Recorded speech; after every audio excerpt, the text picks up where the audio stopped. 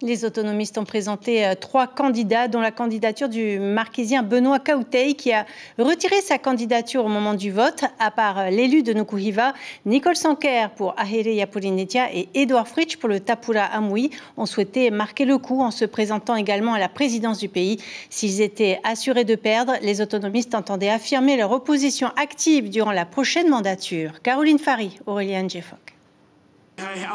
Le camp autonomiste minoritaire, mais bien déterminé à faire entendre sa voix. La voix des marquises tout d'abord, avec la candidature surprise de l'élu Benoît Kaouteï, une façon d'appuyer l'existence de la terre des hommes, plus que jamais attachée à la France, et d'une population toujours animée par sa volonté de décentralisation, avec l'espoir d'une évolution des compétences en matière de gestion.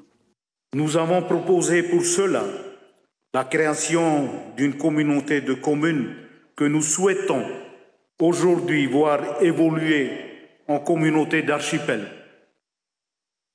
Pour ce faire, nous aimerions, au travers de la loi organique ou à travers une réforme institutionnelle, faire avancer notre projet politique. Benoît Kaouteï qui retirera finalement sa candidature au moment du vote. Pour la candidate Nicole Sanquer, il s'agit surtout de représenter les 25 000 voix obtenues aux élections et porter le projet d'une nouvelle autonomie. Une autonomie entachée, selon elle, par le comportement de certains représentants Tapura, déçus par son soutien en faveur d'Anthony Géros. Malheureusement, durant la séance d'hier, nous avons encore subi le comportement déplorable de certains membres du Tapura à proférer des insultes ou des fausses interprétations.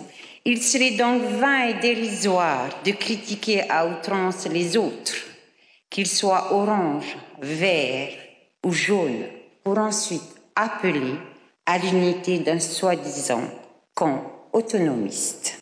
Enfin, la voix du président sortant, soucieux d'en finir avec la critique et d'œuvrer dans l'opposition pour l'intérêt général. Édouard Fritsch évoquera par ailleurs cette prime majoritaire tant décriée par le Tavini, mais qui assoit aujourd'hui le gouvernement de Moetai Broderson pour les 5 prochaines années.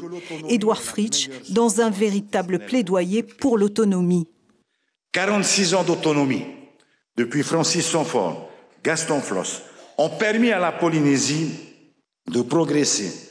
Personne de sensé et de bonne foi ne peut le nier. Ce n'est pas l'autonomie qui a supprimé 8000 emplois salariés en Polynésie. C'est bien la gestion des dirigeants publics polynésiens qui a provoqué cette catastrophe sociale. Ce n'est pas non plus l'État qui en est la cause. Les autonomistes, porteurs d'un message clair, celui d'une opposition active et constructive, mais résolument vigilante vis-à-vis du futur gouvernement indépendantiste. L'information en continu sur Polynésie la première, Internet et réseaux sociaux.